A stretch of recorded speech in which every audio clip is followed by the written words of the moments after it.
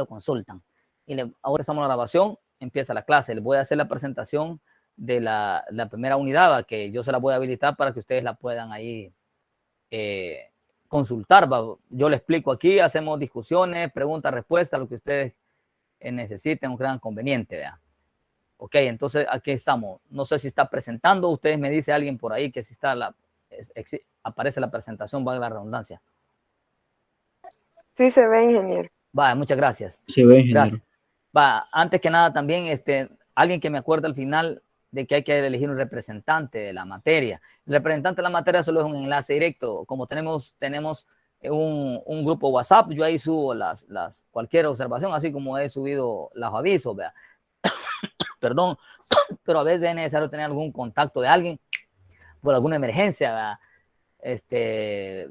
Yo le escribo, mire, ponga este aviso, pone este aviso, o hacer tal grupo, avisarles tal cosa, o hay que ir a hacer tal cosa, o sea, porque a veces son cosas que ustedes tienen que hacer, o entre ustedes tienen que ponerse de acuerdo. Yo no puedo obligarlos, por decir algo, como decir algo, este grupo va a ir mañana, el otro grupo va a ir mañana. Si yo sé que ahorita por la pandemia no puedo obligarlos, sino que tiene que hacer un acuerdo entre ustedes, vea. Miren, reúnanse, ustedes me avisan para cuándo, algo así. Entonces, quien coordina todo eso siempre el representante, ¿va? Que tiene que hablar con el representante de un grupo, con el otro, y coordina todas esas situaciones. Entonces, ustedes ya vayan pensando para que al final ustedes ahí puedan elegir. Y me dicen, yo lo tengo ahí lo agrego de contacto por cualquier emergencia. Ojo, cualquier emergencia, no piensen de que el que va a estar pendiente de todo, no. Para eso tenemos el grupo de WhatsApp, no se preocupen, porque tampoco los hago que hagan cosas presenciales, ¿verdad? Bien, entonces empezamos con la introducción. Es una parte donde estaba prácticamente por qué es importante aplicar la mecánica de suelos, o por qué es importante al ingeniero, ¿verdad? Y aparece una semi-historia ahí, más o menos, donde dice que, como les dije la vez pasada, que anteriormente nuestros antepasados siempre buscaban cimentar todas las obras sobre rocas o suelos bastante compactos, sin saber, ¿verdad? Acordémonos que anteriormente la tecnología realmente no sé cómo hacían, porque yo a veces me pongo a pensar todas esas construcciones de las mezquitas árabes, las mezquitas musulmanes, todas esas en el Medio Oriente, lo hicieron en los años 1700, 1800, no había mucha tecnología. Cómo hicieron las pirámides, ¿verdad? Las torres Eiffel y todo eso, que fueron hace muchos años y no había mucha tecnología, y imaginémonos qué gran capacidad mental tenían, ¿verdad? Entonces, como que ya de nacimiento todas estas personas venían con 5 estrellas, ¿verdad? Entonces, y nuestros antepasados, nuestros abuelos, bisabuelos, bueno, hablábamos de esas casas que hacían de adobe, van buscando, ellos ya tenían la mentalidad de ir buscando un suelo que esté duro, dicen vulgarmente, ¿verdad? Entonces, y siempre trataban de construir el suelo en terrenos bastante compactados o bastante compactos. Pero la pregunta del millón sería, ¿cómo sabían esas personas que un suelo bastante compacto va a ser resistente a una construcción? O sea, por obvias razones. O sea, que eso no necesitas ser ingeniero para darte cuenta que si cimentas sobre un terreno bastante aguado, vulgarmente hablando, ¿verdad? O sea, que sea puro lodo, es lógico que no va a resistir, se va a hundir, ¿verdad? Pero con el avenimiento de la tecnología ya aparecieron la clasificación de los tipos de suelo, ¿va? Entonces ya vemos que la arena me da la sensación de que si yo coloco una carga, inmediatamente, como cuando ustedes se paran en la arena, ustedes se hunden. Entonces ya me da la sensación de que, ok, si yo voy a hacer cimentación sobre arena, se me va a hundir en el momento. Ya la arcilla me dice que cuando está dura es altamente fuerte y no se me va a hundir, pero cuando le entra la humedad se comporta como agua, como un pantano, entonces se me va a hundir. Entonces ya esos son ya los estudios que anteriormente las personas que construían, que no tenían, solo miraban que estuviera duro, pero no sabían qué tipo de suelo era. Posiblemente con el tiempo algunas se podían haber caído, ¿verdad? El incremento de la población se volvieron más escasos estos lugares, ¿verdad? Porque acordémonos que la gente va creciendo, la población, y esos lugares van terminando, ¿verdad?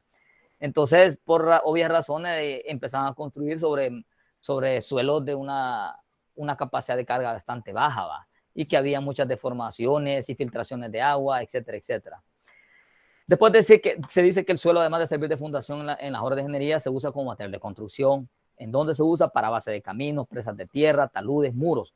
O sea que el suelo no solamente sirve como material para base, o sea, para resistencia, sino que también sirve como para cuando hacen las carreteras y caminos, me sirve como una base, como una subbase donde va a pasar la superficie o la capa de rodamiento.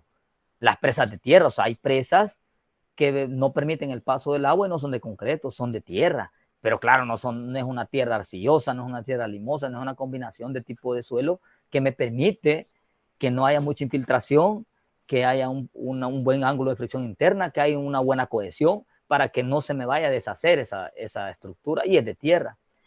Existen taludes también, vea, que son de tierra, existen muros. En este caso les voy a dar un ejemplo, vea. No sé, alguno de ustedes, pregunto, vea, ustedes me dicen, no sé si alguno de ustedes es de Ciudad Barrios, alguno de ustedes de Ciudad Barrios, no sé si la vez pasada les pregunté, pero si alguno de ustedes de Ciudad Barrios conoce el mercado, ahí hay un talud, como hay un desnivel de terreno, ¿verdad? Ahí hay un desnivel de terreno donde el muro que está ahí es un muro de tierra armada. O sea, después del muro de tierra armada, que es como un talud prácticamente, es un talud y al mismo tiempo es muro, y es un muro de contención, ni siquiera es muro de retención, sino que es un muro de contención, ¿verdad? Entonces, ¿qué pasa? Ese muro no lo hicieron de concreto. Después se levantó una pared, ¿verdad? O sea, para evitar la socavación y evitar que el deslave. Pero lo que es la resistencia, que no se vaya a voltear, es el muro armado. O sea, es de tierra, pero no es tierra cualquiera, es una tierra armada. O sea, lleva a cada metro, a diferentes alturas, lleva una malla de polietileno. O sea, que le sirve como para evitar los agrietamientos y que le dé resistencia al muro. Entonces, es un muro de tierra. Y ahí está el mercado, pues no se ha lavado el muro, o sea, resiste todas las cargas, resiste todas las presiones verticales, horizontales y todos los esfuerzos activos, los pasivos, etcétera. El muro está trabajando correctamente. Y es de tierra, o sea que el suelo también sirve como un material estructural, no necesariamente un muro como nosotros conocemos de piedra malpais, ¿verdad? O de piedra de río, de piedra de cantera, o de concreto, de bloque. Bueno, ustedes han de haber visto en muchos lugares que hay diferentes muros para salvar diferentes niveles, ¿verdad? Entonces, por eso es importante lo que aquí nos dice, ¿verdad? A diferencia de otros materiales también, estos varían la propiedad varía de un lugar a otro, y es por eso que debemos estudiarlo, ¿verdad? Para que los factores de seguridad sean confiables. Este es bien importante. Ejemplo, si usted hablamos de un material, el cemento es un material tanto como el suelo o la tierra, como ustedes quieran llamarlo. El cemento, las propiedades del cemento que ustedes conocen y van a conocer en ingeniería de materiales, van a ver las propiedades del cemento, su resistencia, su capilaridad, su contenido de humedad, su absorción, su infiltración, su sangrado, etcétera, etcétera. Esas propiedades van a ser las mismas en cualquier lugar. O sea, el cemento que yo use aquí en San Miguel es el mismo cemento. Claro, estamos hablando del mismo cemento tipo 1, digamos, el Portland, el que nosotros conocemos vulgarmente, el normal. Va a ser las mismas propiedades que tengamos aquí en San Miguel, va a ser lo mismo que en La Unión, va a ser lo mismo que en Santa Rosa de Lima, que en Santana, que en Meanguera del Golfo, que en Gotera, en cualquiera, sus propiedades van a ser las mismas. ¿Sí? En cambio, el suelo no. La propiedad del suelo que tenga aquí en San Miguel no siempre va a ser la misma en Gotera o en otro lugar. Y siendo la misma arcilla, es más, siendo la misma arcilla, hay diferentes tipos de arcilla. O sea, es más complicado porque yo digo, esta es una arcilla, tiene un porcentaje de 40% de humedad, es complicada. Me voy para La Unión, esta arcilla está bonita, tiene 15%, 20% de humedad, pero no deja de ser arcilla, siempre tengo que tratarla. O sea, allá tenía 30%, aquí tiene 15%. Es la misma arcilla, pero diferentes propiedades. A lo mejor el que tiene mayor humedad tiene mayor capacidad de ¿cómo se llama? De más plasticidad o más cohesión.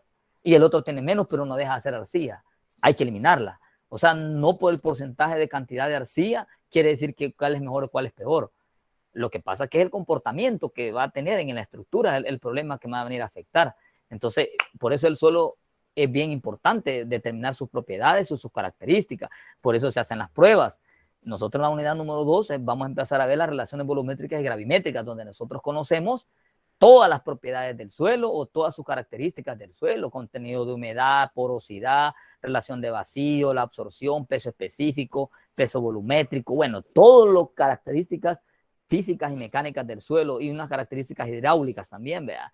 Para poder saber ese tipo de suelo que estamos analizando, qué características tiene. Y la ventaja de ustedes es que ustedes van a hacer esa prueba, porque como estamos semipresencial, con Humberto van a ir por grupo a tomar una muestra y empezar a hacer el análisis, y en ese análisis les van a calcular todos esos elementos que vamos a hacer aquí unos ejemplillos, cómo se calculan, ¿verdad? Y ustedes van a decir, ah, pues sí. ¿Y cuál es la ventaja? De que esas pruebas son realistas, esas pruebas son de verdad. Si ustedes hacen esas pruebas cuando las vayan a estar realizando con un vertido, ¿verdad? háganlas de verdad, no vayan solo por ir a jugar, pues, o sea, como cuando van a topografía, ¿verdad? Que solo uno agarra el aparato y los otros andan tirando piedras y andan jugando, se van al cafetín y ahí andan contando chistes. Solo 2 o 3 andan con el aparato aprendiendo, ahí los otros andan jugando, agarran la cinta, pero eso ya es cosa de cada quien, vea. En estas pruebas no sean así. En estas pruebas pregunten, estén viendo, Humberto les va a ir explicando, cada grupo hace, y Humberto les va a ir, hagan esto, hagan lo otro, si no lo saben hacer, Humberto les va a explicar, y aprendan a hacerlo, y háganlo ustedes, va. No todo al mismo tiempo, pero al menos uno está llevando la batuta y los otros ahí viendo, va, y ayudando, para que ustedes aprendan. El día de mañana son pruebas realistas. Ahora ustedes me van a decir, pero ingeniero, si yo no voy a estudiar para laboratorista, ustedes no van a estudiar para hacer pruebas. O sea, no necesitas ser ingeniero para ser laboratorista. Con solo ser técnico puede ser... pero ¿cuál es la importancia del ingeniero? El ingeniero, de la importancia es saber qué pruebas están haciendo y qué características y qué respuestas va a dar ese suelo para poder tomar una decisión y darte cuenta si el laboratorista está trabajando bien.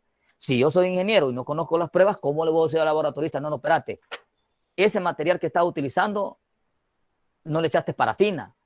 No, como no, échale más, o sea, ahí perdiste humedad. Pero como yo no sé de eso, aunque sea ingeniero, yo no sé, entonces ¿cómo voy a saber que el técnico me está mintiendo? Yo como ingeniero tengo que saber las pruebas. Existen casos, yo conozco experiencias, he tenido experiencias con técnicos de laboratorio. Yo recuerdo con un técnico de laboratorio que estábamos haciendo la prueba de compactación en unas urbanizaciones que yo estoy hablando hace que un par de años, bastantes años por ahí, cuando estaba joven todavía, ¿verdad? Cuando era famoso, ¿verdad? Entonces, y estaban haciendo unas pruebas de suelo de compactación. Y en un laboratorista, un chamaco laboratorista, no era ingeniero, era laboratorista nada más. No, que mire que, y él decía que todo estaba bien. No, mira, aquí esto, necesito la prueba Proctor, le dije, no, ya está hecha, ni necesito los datos, ¿cuánto te da? Tanto. Sí, pero esta prueba Proctor es demasiada diferencia con la prueba de compactación, la cono de arena, que nosotros le llamamos. Por eso no te pega la relación, porque hay que hacer una división, va, y tiene que dar un 100%. ¿Cuál Proctor está utilizando? No, pero ¿de cuál material? No, es que una muestra que me trajeron, no, necesito ver la muestra primero. La prueba producto tiene que ser la misma muestra que la prueba del cono de arena, el mismo tipo de tierra, digamos, el mismo tipo de material. ¿Ya? Y él estaba utilizando otro diferente, pero como yo soy ingeniero, yo sabía. Pero si uno hubiera sabido, pues sí, usarlo, no hay problema.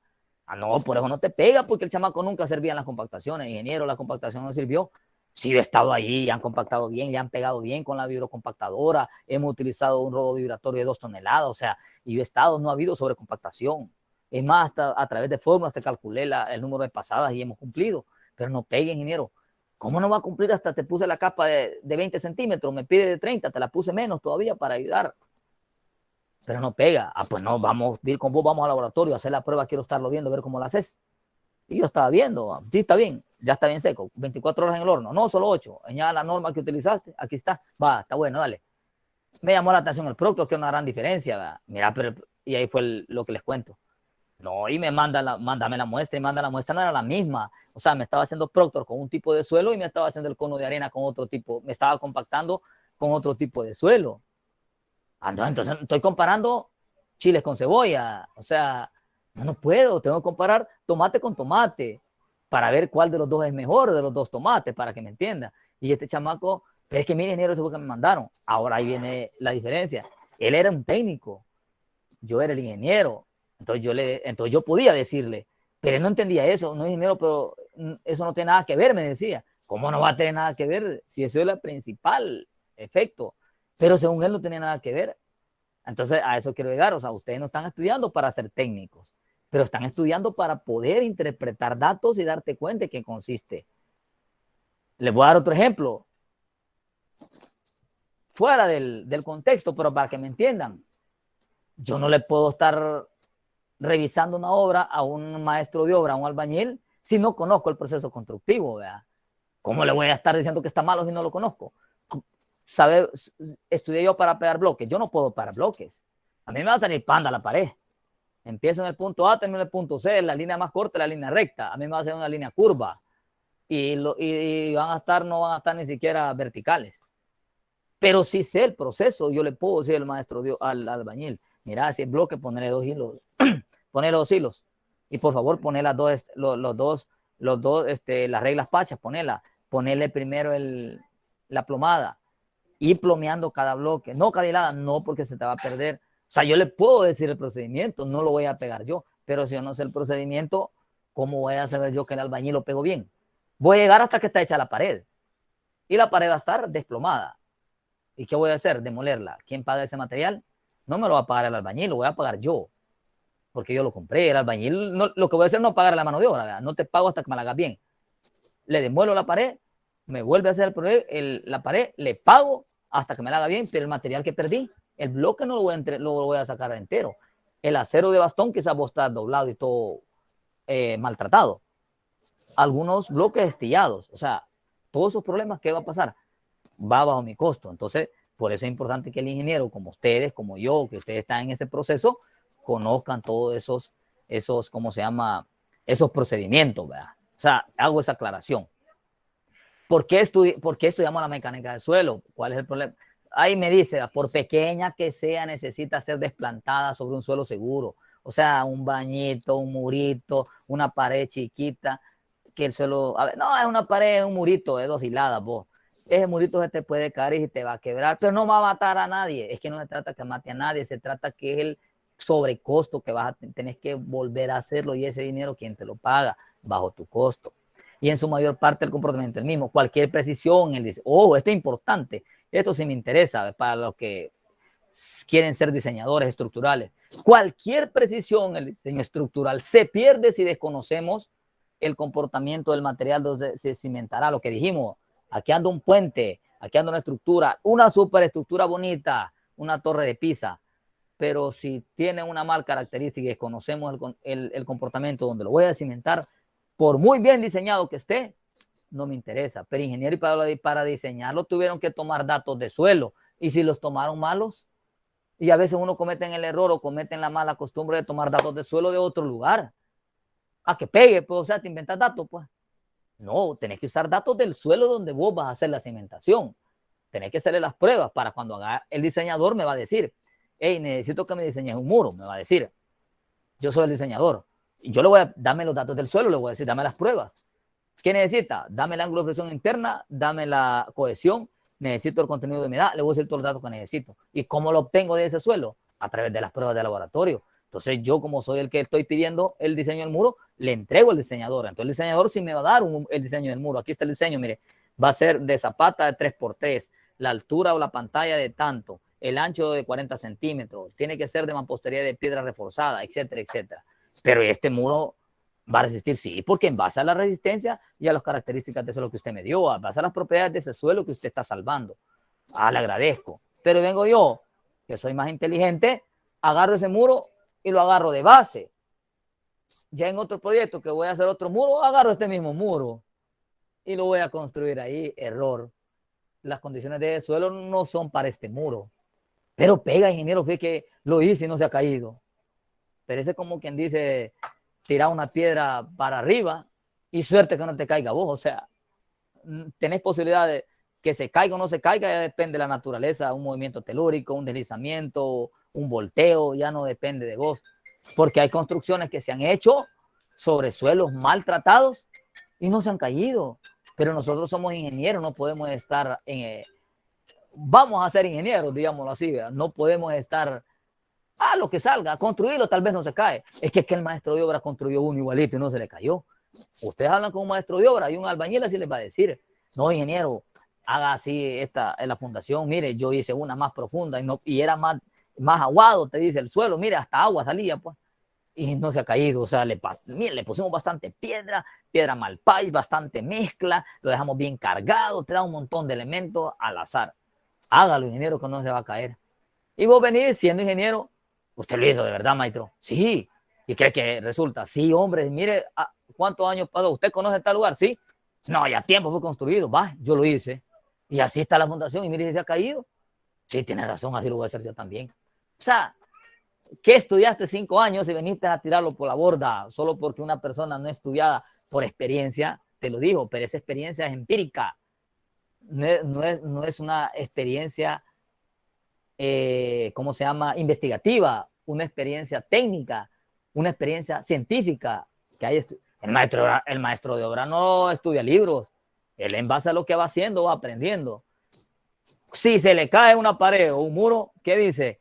No, es que lo que pasa es que el albañil no me hizo caso, hombre. La mezcla la puso bien pobre. ¿Cómo no se le va a caer? Yo le dije todavía que... Y no es eso, tal vez es la fundación. Pero él se quita, no, pero la vamos a volver a hacerlo. No se preocupe, ingeniero, rápido se hace. No vamos a perder tiempo, o sea, ahí muere todo. Él no va a tomar que fue una mala fundación. No, quizás es que este albañil no hace caso, voy a poner otro albañil que pueda. A lo mejor la mezcla le echó mucha agua, la dejó muy, muy aguada la mezcla y no le echó mucho cemento. Entonces, obvio, ya el bloque no tenía adherencia. Como no tenía herencia en algún movimiento, porque el suelo está en constante movimiento, se cayó, pues entonces tiene lógica. O sea, esa es la teoría de ellos. Nosotros no podemos decir eso, obviamente. Entonces, es importante que le subrayé aquí, vea. Pueden ser a lo mejor diseñadores, pero si tienen un mal conocimiento del comportamiento del suelo, de nada les va a servir.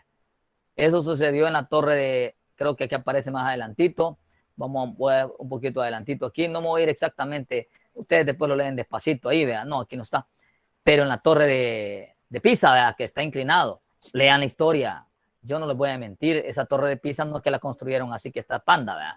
Ustedes han visto que en los dibujos, busquen ahí en Google, la torre de Pisa está así inclinada. No es que así lo hicieron. Es una historia de un asentamiento. O sea, hubo asentamiento. Y lo declararon como patrimonio quizás, y ahora es el centro turístico, que la gente llega ahí, pues. Pero la gente, algunos, claro, se asentó, me imagino yo, vea, que le han de haber puesto unos tensores internos, un muerto ya para detenerlo, ya quedó como una estructura para que la gente vaya a pasear. Pero la teoría inicial, léanlo, ¿por qué el suelo se falló? O sea, no es que así la quisieron hacer, no crean que el estructurista así hizo la torre inclinada.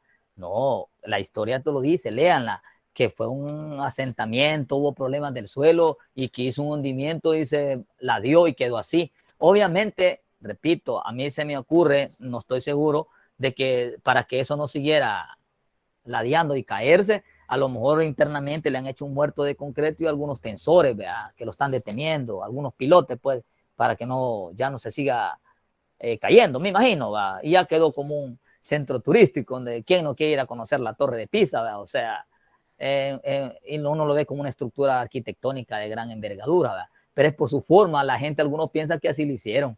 Y hay muchas personas, me imagino que algunos de ustedes hasta pensaban que así lo habían hecho. Que este ingeniero, mi respeto, pues, porque hacer una estructura no, o sea, nada puede ir contra la inercia, pues nada va en contra de la ciencia. O sea, es imposible, es como que hagas un puente en voladizo, que no, ustedes saben que es un voladizo y que no tenga una superestructura de apoyo, pues, o sea, que sea un empotramiento, que tenga tres reacciones por lo menos, si es voladizo. No puedo dejar un voladizo que sea un rodillo, mucho menos que sea una articulación. No, hombre, el peso me lo va a voltear, o sea, va en contra de la naturaleza, la inercia, la ciencia. O sea, debe tener un estudio científico, ¿verdad? Ok, después tenemos lo que es la ingeniería geotécnica, que estudia, ¿va? Más o menos tiene que ver con un poquito con la geología, ¿va?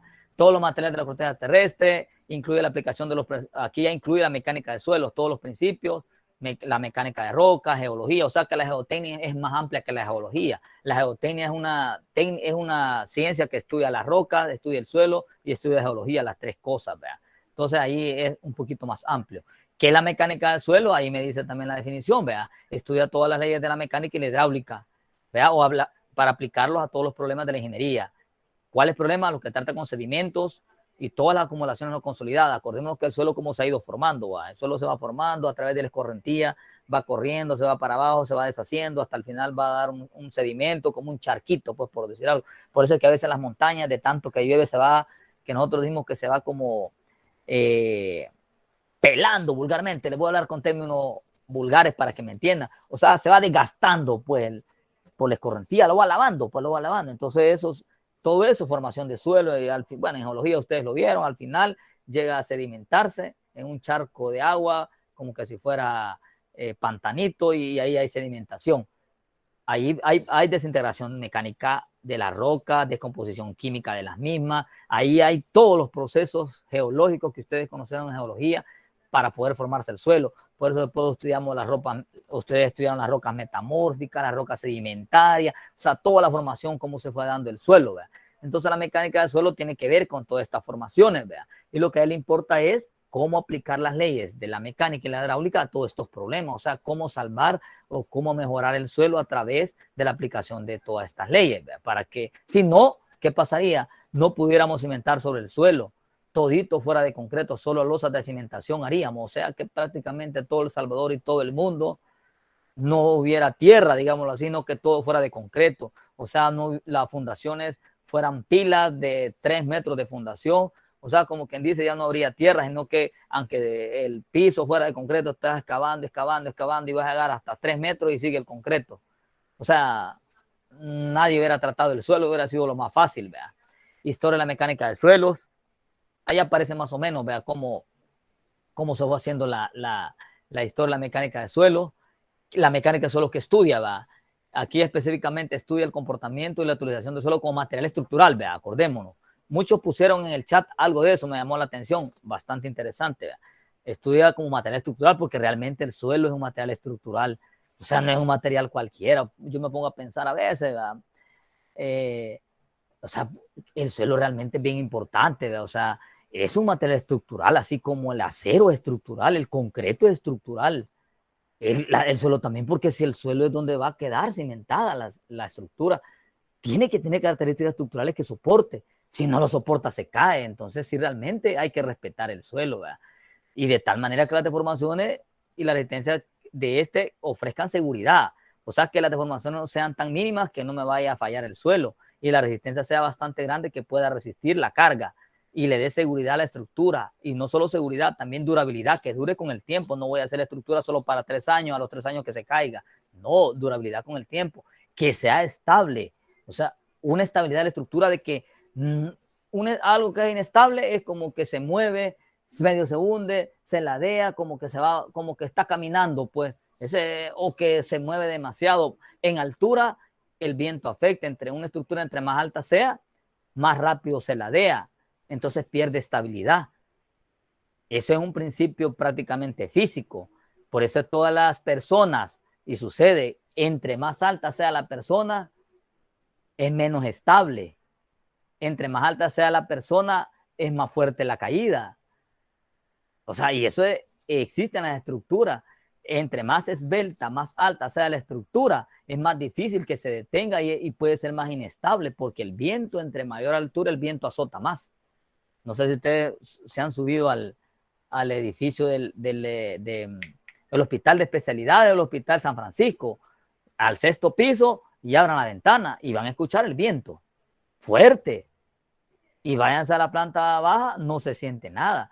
Pero esa fuerza del viento es fuerza de látigo. Nosotros le llamamos estructuralmente, se le llama fuerza de látigo. O sea, una fuerza que te está haciendo así, ¿ves?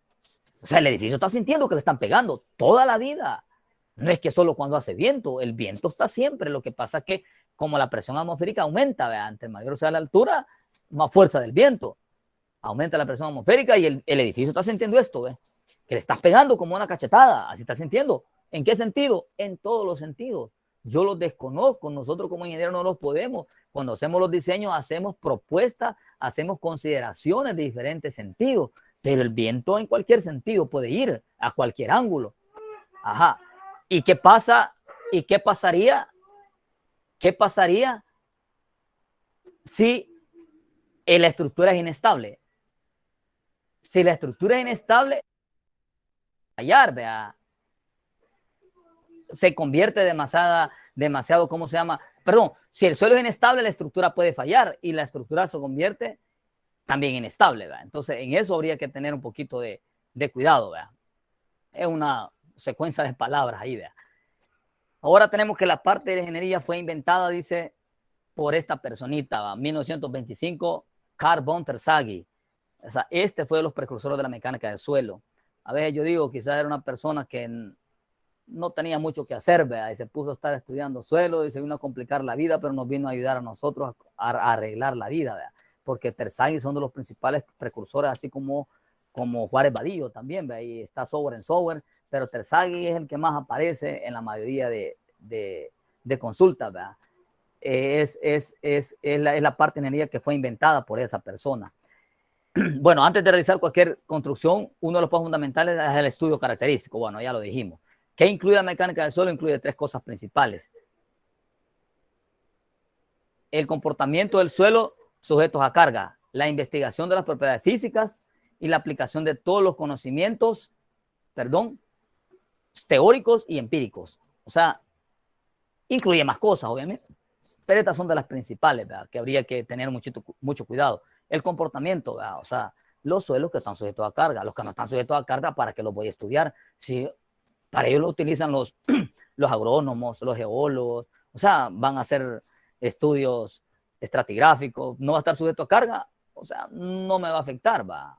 Digamos, el agrónomo, pues, no necesita que tenga carga, lo que quiere es que las raíces puedan desarrollarse. Las propiedades físicas del suelo las vamos a ver, ¿verdad? Ahí van a aparecer las propiedades físicas, ¿verdad? Humedad, etcétera, etcétera. Y la aplicación, la teoría que nosotros conocemos como empírico, ya los problemas prácticos, o sea, las dos cosas, de campo y de oficina. La mecánica del suelo, ¿en qué estudio se centra? O sea, tiene que ver, dentro de la mecánica del suelo se ven estudios de composición de suelo, de el transporte y deposición de suelo, o sea, donde se va a quedar establecido, la mineralogía del grano, o sea, la composición que va a tener internamente, la relación que existe entre la masa y suelo, ¿verdad? Los volúmenes, la tensión efectiva y capilaridad, que es lo que nosotros llamamos las presiones y los bulbos de presiones del suelo, las presiones totales que pueden haber en el suelo, presión total, presiones efectivas, presión de poros, que es la presión del agua, la misma, ¿verdad? Las condiciones hidrostáticas, cómo se clasifica el suelo, los tipos de suelo de acuerdo a sus características físicas y mecánicas, los métodos de estudio del suelo para poder encontrar mantos acuíferos, etcétera. Todos esos estudios tienen que ver dentro de la mecánica del suelo, ¿verdad? O sea que la mecánica del suelo tiene relación con todos esos estudios. Entonces tenemos cuál es la importancia del estudio. Va a depender del tipo de proyecto, ¿verdad? O sea, ¿qué quiere decir esto? No podemos estudiar el suelo o aplicarle todos los estudios, sino que los que sean necesarios de acuerdo al tipo de obra. O sea, por decir algo, si voy a hacer una vivienda de una planta, tiene sus propias propiedades y estudios que le debo hacer. Si es un edificio de 3, 4, 5 plantas, son otros estudios que le voy a hacer, van a hacer más estudios. O sea que no van a ser siempre los mismos. Se repiten unos, pero otros son más, otros son menos. ¿Verdad? Dependiendo del estudio de suelos, se va a determinar cuánto se va a gastar, ojo, ese es dinero, o cuánto se va a ahorrar en la cimentación. Ese es bien importante porque un estudio de suelo te va a costar, ponerle $3,000. Un estudio de suelo, se me ocurre, $3,000. Pero si no haces el estudio, vas a tener que hacer una cimentación, a lo mejor superestructura, que te va a costar $10,000. Y tal vez haciendo el estudio solo te iba a costar $2,000. O sea que hubieras hecho nada más $5,000. Y no haciendo estudio gastas $10,000. Entonces mejor hago el estudio, me sale más barato hacer el estudio porque voy a hacer más efectiva y más eficiente la fundación. O lo otro más complicado, que no hago estudio, hago la cimentación y me falla la estructura. Me va a ser mucho más cara demolerla y volverla a hacer. Entonces, hay que tener cuidado con esto, con esta evaluación, vea. En muchos proyectos en los que no se hace, dice, resulta que cuando están ya construidos y se dan cuenta que tienen hundimiento, lo que estamos hablando, ¿va? Eso hay más costo, ¿va? Ya que se debe gastar mucho para tratar de arreglarlo, ¿va? Y ahorrarnos, y todo es por ahorrarnos unos centavos, ¿va? O sea, a veces uno en ingeniería, no, yo creo que el estudio solo no es necesario, ¿para qué vamos a gastar? Hagámosle una solera, el suelo está estable, no creo que se caiga la estructura. Por no gastar en el estudio, a veces nos atrevemos a hacer eso y al final nos sale más caro, ¿verdad? Nos sale más caro. Cuando se trata de edificios con el estudio de mecánica del suelo, se determina la capacidad máxima de carga que acepta el terreno y si es suficiente por la sobrecarga del edificio. De ahí tenemos lo que es las definiciones del suelo. El geólogo, miren cómo la define. Al geólogo le interesa la descomposición física y la desintegración química de las rocas. Al agrónomo, miren lo que le interesa, es la parte delgada del manto de rocas donde se van a penetrar las raíces para tomar el agua, o sea, materia orgánica, para que agarre sus nutrientes las raíces y estas puedan subsistir. Al civil es todo lo contrario. Al civil lo que le importa es la parte donde va a sustentar la cimentación. O sea, al civil no le interesa, que en pocas palabras es todo lo contrario del agrónomo. No lo voy a comparar con el geólogo porque él anda por otra área que es importante también. El agrónomo necesita plantar. Ya al agrónomo le interesa plantar, que crezcan las plantas, material orgánico. Al civil le interesa todo lo contrario, lo que no es orgánico, que las plantas no se desarrollen. O sea, como quien dice, matar la vida orgánica de esa área. No tiene que haber vida orgánica porque eso le va a afectar a la cimentación. Parece bien contradictorio, porque también ahí entra medio ambiente. Tampoco se trata que va a destruir medio ambiente, ¿va? O sea, que es de saber relacionar. No estoy diciendo que van a matar el medio ambiente, me refiero donde va a cimentar no tiene que haber materia orgánica. Y si no hay materia orgánica no hay elementos vivos, ¿vea? No hay células vivas porque no hay materia orgánica. Y eso es lo que le interesa al civil para poder cimentar, ¿vea? ¿Cuáles son los agentes generadores del suelo? Lo que habíamos dicho al principio, cómo se genera el suelo a través de dos grupos, la desintegración mecánica y descomposición química. ¿A qué refiere desintegración mecánica? Ahí lo dice, ¿va? La intemperización de las rocas por agentes físicos, tales como los cambios de temperatura, el agua, la congelación, los efectos del organismo, las plantas. Y la química serían los agentes que atacan las rocas y ya modifican ya su interno, su constitución interna, la mineralogía, tales como el agua, la oxidación, hidratación. O sea, esto como ya tiene que ver aspectos químicos, o sea, ya no es nada más solo físico, sino que ya son aspectos químicos. Todos son los dos grupos que generan suelo, o sea, como quien dice que son provocadores de suelos. ¿Qué le interesa al ingeniero civil conocer del suelo? Le interesa conocer las propiedades mecánicas del suelo evaluadas mediante parámetros cuantitativos. Cuando digo parámetros cuantitativos, quiere decir cantidades, no solo cualitativos, no solo cualidades, sino que también cantidades. ¿Para qué? Para poder determinar elementos que van a servir el cálculo de las fundaciones en cuanto a su estabilidad o estructuras de tierra. ¿Ya? Bien. Ahora seguimos con lo que es, vamos a detenernos un ratito, ¿verdad? Si tienen alguna duda, alguna pregunta. Voy un tanto rápido porque esta es la parte introductoria a esta teoría. Después ustedes ahí les queda el documento, lo leen despacito, ¿verdad? Y ahí ustedes lo están